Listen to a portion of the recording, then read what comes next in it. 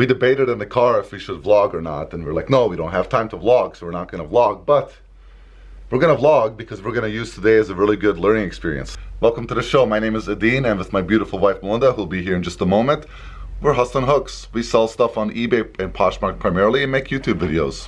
Honey, I decided we're gonna vlog. Great. Here's Melinda. Hi.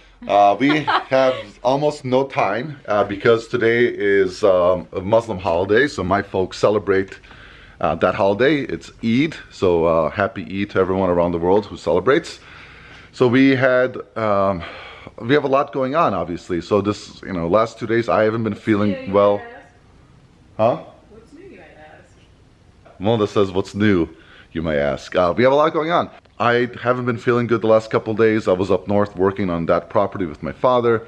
And then today I got in late because I'm not feeling well. Last week we had the issue with the car tire. The week before that we had the issue with unloading that truck. And it's just a learning experience. We're gonna grab all of our orders first because we literally have an hour and a half, and if our internet acts up, it's gonna be trouble. We also have to make our first rent payment today. We'll show you some highlights, probably later. We don't have time to film right now, but I'll pop some up on the screen when we get home to conclude this video later tonight. But I wanted to capture this primarily because we want to share some tips and tricks about time management and just to show you the reality of doing all of this in a condensed day. Without further ado, Melinda and I are going to grab our IKEA bags and go pick our orders real quick.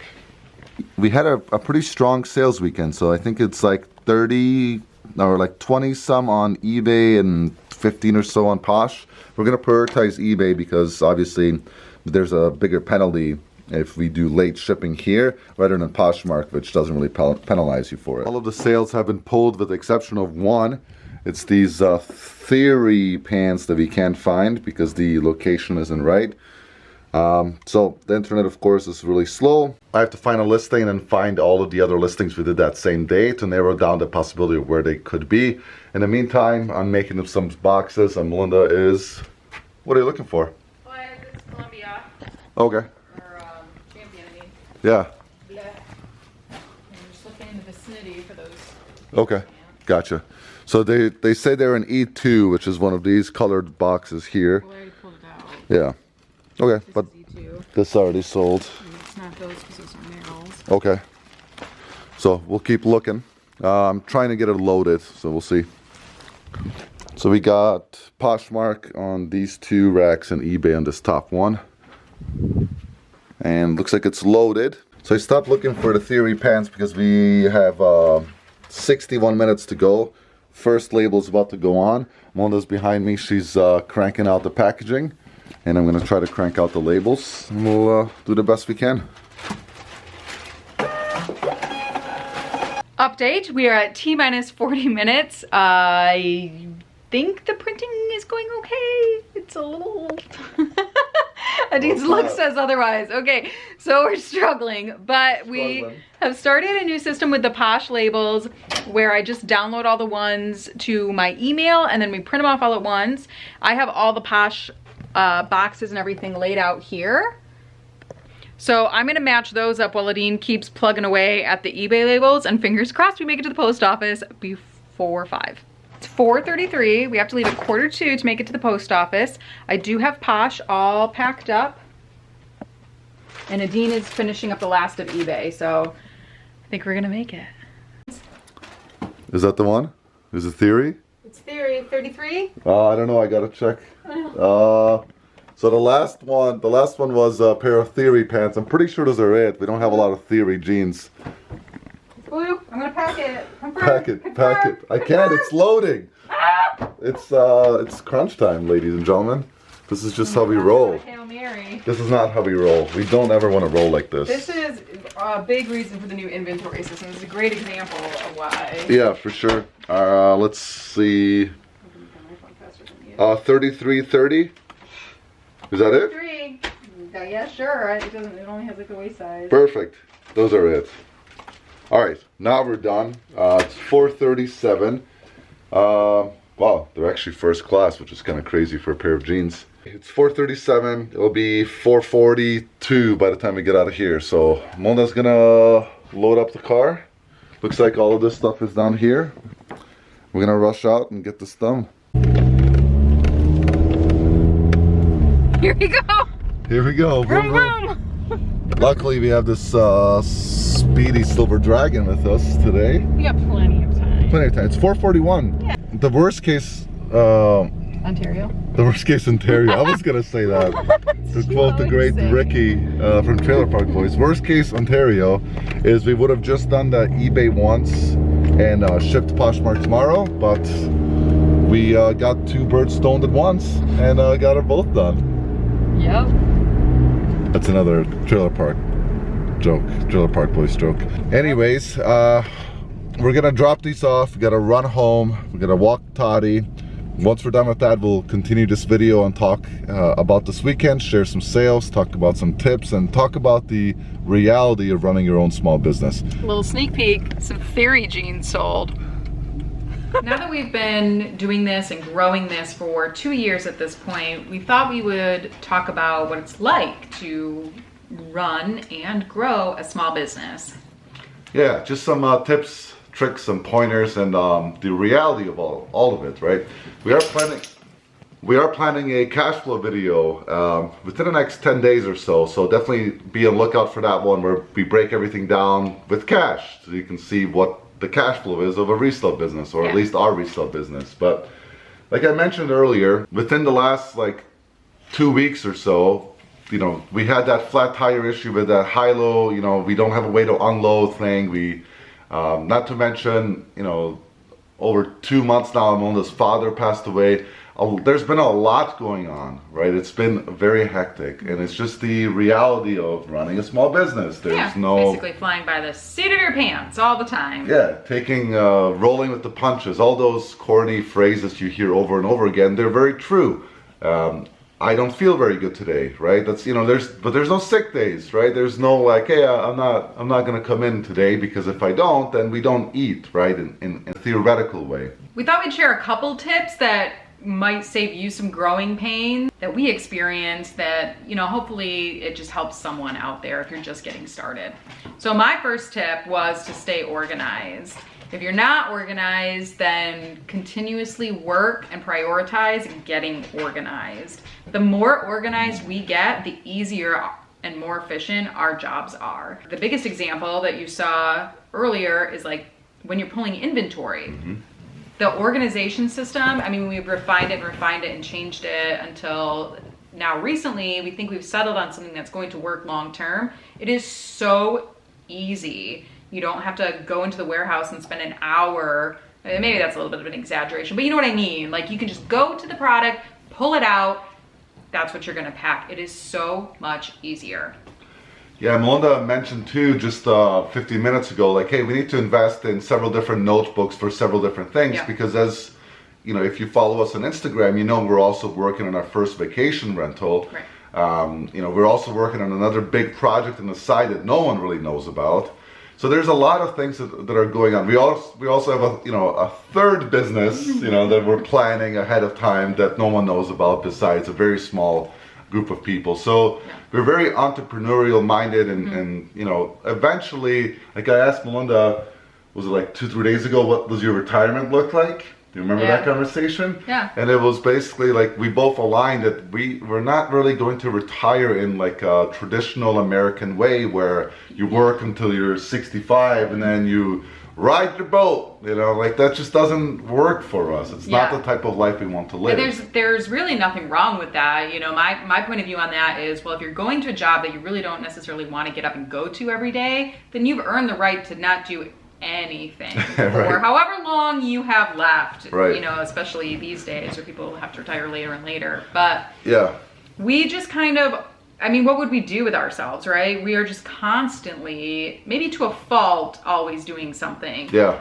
But we want to get streamlined so where our retirement looks like we're putting as much energy or as little energy as we want to in the things that we want to put energy into. You know, there are some things that I'm always have in the back of my mind that I think I will be involved in. And, you know, as a general overseer of businesses, but when you step back, I mean, look at all the people at the very, very top, right? they all step away at some point of being CEO or whatever, and then you see them doing these like crazy baby projects that they've wanted to do, and now that they don't have to manage tiny specific details, they've put the right people in place, they can do whatever they want. Yeah, that's the goal. Which leads me to my next tip, which is find people who can do things better than you and then pay them to do those things. Yeah. You know, there's somebody out there who's going to take faster, better photographs than I can, and I want to find that person. I want to pay them to do it so that I don't have to. Mm-hmm. And there's going to be somebody who can do most things better than me. Yeah. There's certain things that I'm good at, and there's certain things that other people are going to be better at. And that's not to say I'm bad at those things, but if somebody's better at it, why wouldn't I have them do it? I want the best thing possible for my business, and it might not be me. Yeah, and you may think, well, hey, I'm just getting started. How can I afford to pay someone? Where do I even start? Mm-hmm. Remember, if you look at our timeline, this is, we're going into our third year. This August will be year 3. This April, it's May 2nd. So just this last couple days ago, mm-hmm. that was our 1-year anniversary of being 100% independent from corporations or from an employer. So look at it from our perspective. Now it's time for us to start hiring more and figuring these things out. Mm-hmm. If I'm in your position and you just sold your 15th thing on eBay, mm-hmm. you're not there yet. Right. But keep that in the back of your mind. If you're going to grow and scale this thing, you can pay back your time or buy your time back by putting those people in place to do things for you. Mm-hmm. And generally, if you're going to run a small business, at some point you're going to have to employ someone, or you're going to be a silly banana just chasing your tail constantly, never taking vacation, never retiring, never taking time for yourself, mm-hmm. etc. Yeah. So just think maybe today it's small, but think big right now. Yeah. And you have to start doing the things yourself. Otherwise, how can you train someone else to do it, right? So you should be doing those things when you're starting out, in my opinion. You have to know all your positions, and you have to know what goes into it, so you know what that person needs to do. Gee, I recall having a boss or a couple along the way that had no idea what my job was or what we were doing in general, and somehow I reported to them. Yeah. Well, that kind of leads into my last and third final point. This wasn't planned, so that's very interesting. As you grow your business, that's true, like leadership does get kind of more removed. So you need to get varied input from people. You're gonna learn a lot, and you're gonna broaden your ideas of how to run a company. So eventually, 2 years from now, and I don't take a lot of photographs, I'm still gonna be checking in with the team, and hopefully they will say like, mm-hmm. hey, I have this idea. This would be so much better if we did X, Y, Z. And since I put those people there because they can do it better than me, I need to accept the fact that is probably true, and I should implement that idea, or at least hear that idea out. So we've learned a lot just from keeping our options open and listening to people and learning things. Our inventory system, Chris and Tech and Sport, the Daily Environment, obviously, we've been implementing a lot of their things. Brands, resellers all learn from each other, mm-hmm. which brands to sell and things like that. So the list goes on and on and on and on, right? Yeah, the only thing that I want to add, or just kind of tie the loop on before we go into some of our sales and some highlights from this weekend, is that when those things happen, when you have that flat tire, you have really 2 choices. And it doesn't matter if you're running a resale business or you're whatever business you're in, it doesn't matter. Mm-hmm. And even it relates to regular everyday life. You can do 2 things. You can cower and hide, or you can just deal with it. Yeah. And you're gonna have to deal with it eventually, right? So I could have decided that day, well, I can't go into work because my tire's flat. That's a decision I could have made. I could have cowered in fear and avoided it. But at some point, I was gonna have to deal with my flat tire. Same with the high-low, right? The shipment came in, the guy is like, well, I gotta call and see if we can get a different way to deliver this to you, which would have significantly put us behind where we need to be with our inventory system, or I could have dealt with the situation. And yes, I was a little bit lucky that one day our neighbor left her door unlocked, which is locked every day, but I dealt with it. And if it wasn't then maybe I could have reached out to someone else and figured out a quick solution. Right.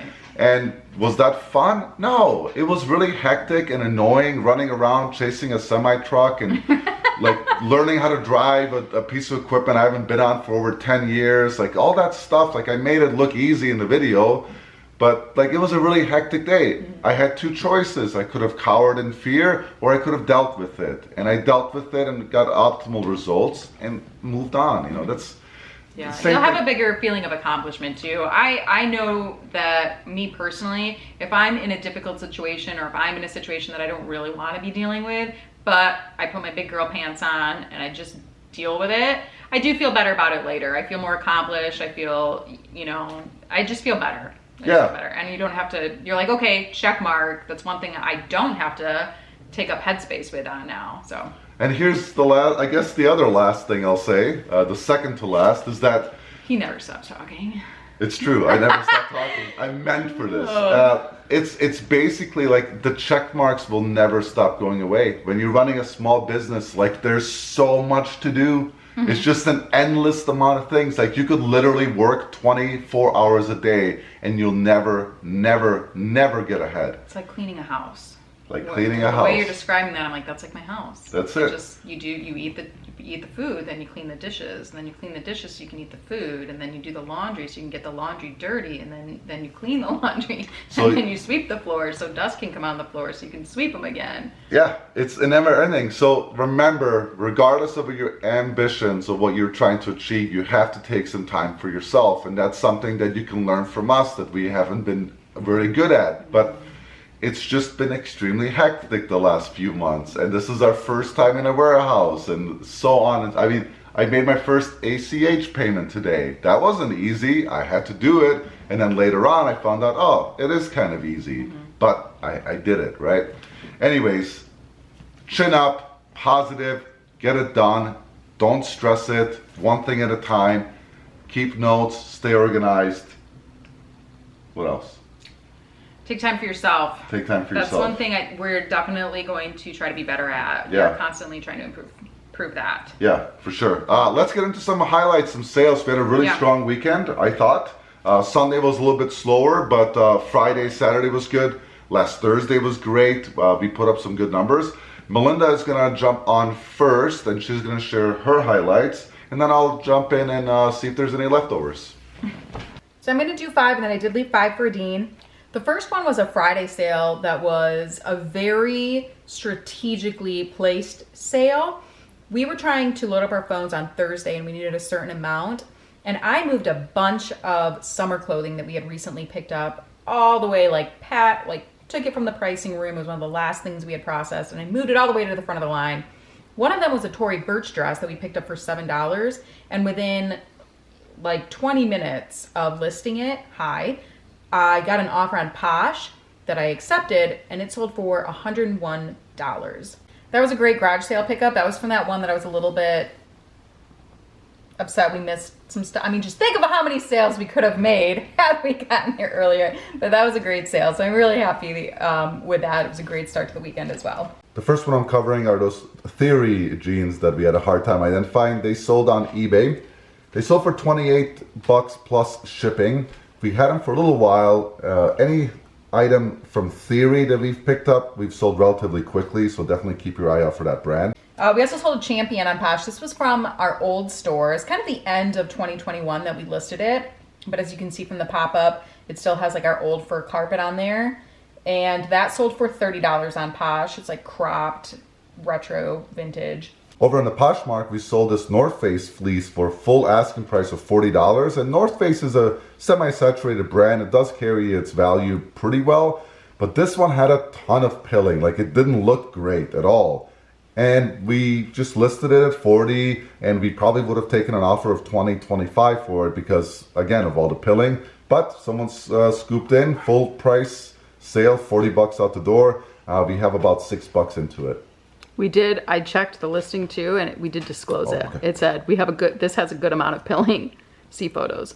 You heard Melinda. Yeah, and that's another thing. We actually, not on this list, but we sold a pair of Nikes with a bunch of pet hair in it. And same thing, I wrote pet hair, there's pet hair in here, and I took pictures of the pet hair. So to someone that has a pet, they probably don't care because they probably have pet hair and other stuff too.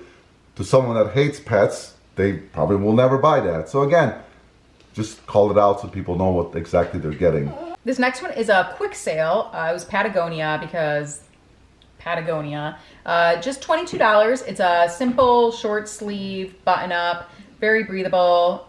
Again, listed it and it sold within 24 hours for $22. They sent an offer and we took it because they were going to pay shipping on top of that. The next one I didn't want to pick up because I'm stupid, but luckily my wife isn't stupid, so she picked them up at the Goodwill outlet bins. We have about $2.30. That was the average cost per item for that trip. These are these like pink suede Adidas. We had them listed in our old model, which was free shipping for $39.95 free shipping. Had a bunch of watchers and I was going to send out offers, but we've had them for a while, so I was like, I'm just gonna change it to $29.95 plus $11.75 shipping, which is more than $40, and they sold immediately. So I'm like, okay, that was a really cool sale because Melinda was right. We got money out of it and we changed it to flat rate shipping, and it was more, and they paid more than free shipping. And I was gonna offer them less with free shipping. So it was just kind of a hilarious thing that it like just flew off the shelf. Another sale we took an offer on was this Pendleton, just a very basic cardigan, and it's not the made in USA. I'm including this one because brands can carry clothing items sometimes, which is the case in this one. It is Pendleton and it's a nice material, we took an offer of $20 and then they paid shipping on top of that as well. This pool billiard shirt was so random. We got it in a bulk lot. We buy a decent amount of stuff in bulk. Never heard of the brand. Thought it was a cool design. Looked it up and they're relatively rare. So this one sold for $37.95 plus $5.75 shipping within a couple of days. Larger size, pretty cool print. Not really sure. Maybe it's in like a movie or something. Maybe it's like a specific thing.